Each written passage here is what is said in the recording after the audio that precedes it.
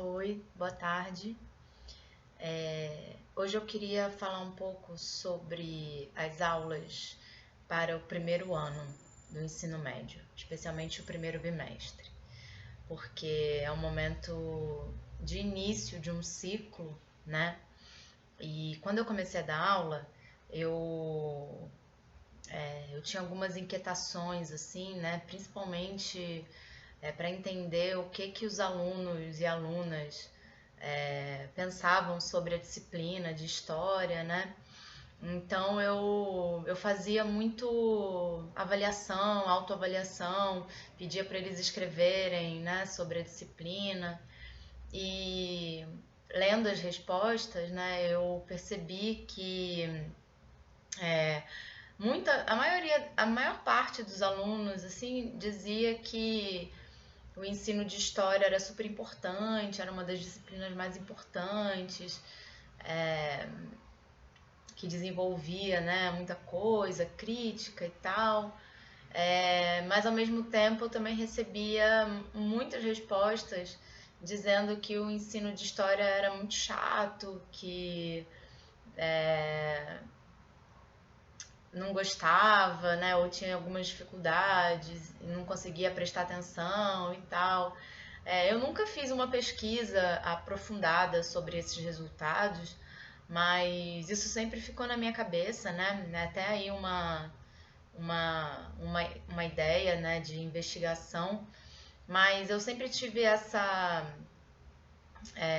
inquietação, né, principalmente porque quando a gente sai da universidade e vai para a escola, né, retorna para a escola, mas como professora, aquela a gente vê como que o que a gente aprendia é diferente, né, da construção científica do conhecimento histórico, né? E, e é claro que eu não quero que os meus alunos, né, do ensino básico sejam mini historiadores, mas eu acho que a gente tem aí que problematizar com eles, sim, né, como que é a construção do conhecimento histórico, né? Até porque uma das minhas hipóteses sobre esse desinteresse tão grande com a disciplina, uma disciplina que a maior parte diz que é tão importante, vem do fato desse conhecimento estar tão distante da realidade do aluno e da aluna, né? E eu lembro também da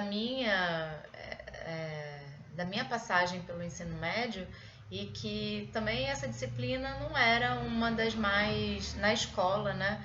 Não era uma das minhas favoritas, assim, que eu tinha muita dificuldade para estudar história, enfim. E aí esse primeiro bimestre é um bimestre que eu gosto de retomar alguns conceitos que vão me acompanhar aí durante os 3 anos do ensino médio como professora e que eu acho que os nossos alunos precisam saber, né? Então, primeiro é aquela velha pergunta de guerra, né? Por que estudar história, né? Mas tentando fugir das respostas fáceis, né? E, e aí eu acho importante a gente problematizar, primeiro, aquele conhecimento que está dentro do livro didático, né? Dizer que aquele conhecimento ele não é dado, né? Que ele é um conhecimento produzido e que esse conhecimento ele muda, né? Ao longo dos anos. Então a história muda, né? Claro que o passado não muda, mas a maneira como as sociedades entendem o passado muda. Então isso eu acho que é uma coisa interessante dos alunos aprenderem. Uma outra questão é sobre essas divisões clássicas, né? Então a gente tem aí alguns marcos, né? Que por mais que os historiadores atuais façam críticas e problematizem, ainda são esses marcos o que dão respaldo para o ensino de história, né? Então, primeiro, essa essa passagem aí da pré-história para a história, né, que é marcada pelo aparecimento da escrita, e depois as idades, né? A divisão das idades, a idade antiga, a idade média, a idade moderna, a idade contemporânea. Então, é necessário mostrar para os alunos que são divisões feitas por historiadores, né? Esses historiadores, eles estão localizados num tempo e espaço e possuem uma determinada ideia de história, né? E que ideia é essa? É uma ideia de história universal, né? Linear, que caminha no sentido de um progresso, né? Cujo modelo e cujos marcos aí de transformação são marcos pautados pela história da Europa, né? E que entendem que essa história está num topo de desenvolvimento, né? Lembrando que esses historiadores, eles estão, esses marcos, né, foram feitos no século XIX, no momento em que a ciência moderna, ela estava no auge da sua consolidação e ela entendia os grupos humanos, né, a partir de raças, e no topo dessa escala estariam aí os europeus, né, os homens brancos, né, como modelo aí de civilização. Então a Europa, ela estaria para essa história universal servindo de modelo de civilização. Então, numa sociedade que não alcançou os mesmos estágios evolutivos que a Europa, estaria fadada ao atraso, ao subdesenvolvimento, ao primitivismo, né? E eu acho que algumas palavras e alguns conceitos são fundamentais a gente trabalhar com os alunos já no primeiro ano, e o eurocentrismo é um desses, porque a nossa história, ela é eurocêntrica, né? A maneira como nós estudamos a história, por mais que a gente faça as devidas críticas, ainda são marcos, os nossos currículos ainda se pautam por marcos civilizatórios, tendo em vista a história da Europa. Então é importante a gente fazer ter esse olhar, né? E uma dessas grandes problematizações aí, que eu acho que é bacana já no primeiro ano a gente fazer, é no que diz respeito a essa passagem da história para a pré-história, né? Que dentro dessa história eurocêntrica é marcada pelo surgimento da escrita, como se os povos que não desenvolveram a escrita fossem povos atrasados, né? Inferiores por conta disso.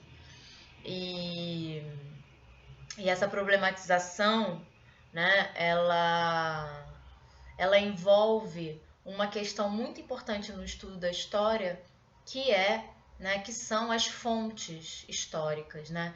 Que é a maneira como os historiadores produzem o conhecimento histórico.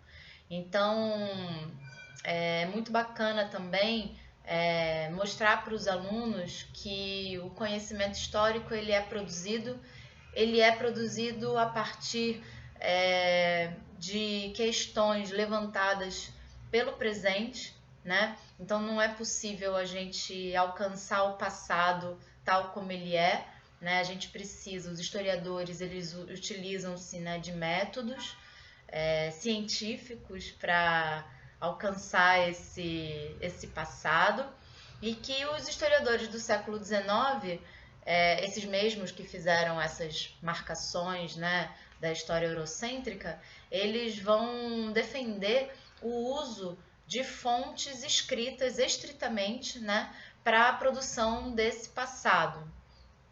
E isso é uma problemática muito grande, né, que vai dar origem até essa ideia de que os povos sem escrita são povos sem história, o que é uma ideia perversa que está inserida aí dentro de uma série de problemáticas que tangem aí o preconceito e o racismo, né, que vão dizer que outros povos que não têm essa tecnologia não podem ter história. E hoje a gente já tem aí um certo avanço em relação a isso, porque a gente sabe que a gente pode produzir história com várias outras fontes, que não só a escrita, né?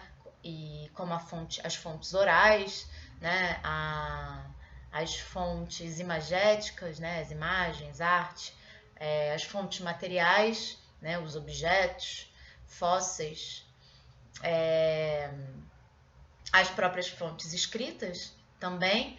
E eu gosto de inserir também nesse grupo, para apresentar aos alunos, a cultura, né? O patrimônio cultural.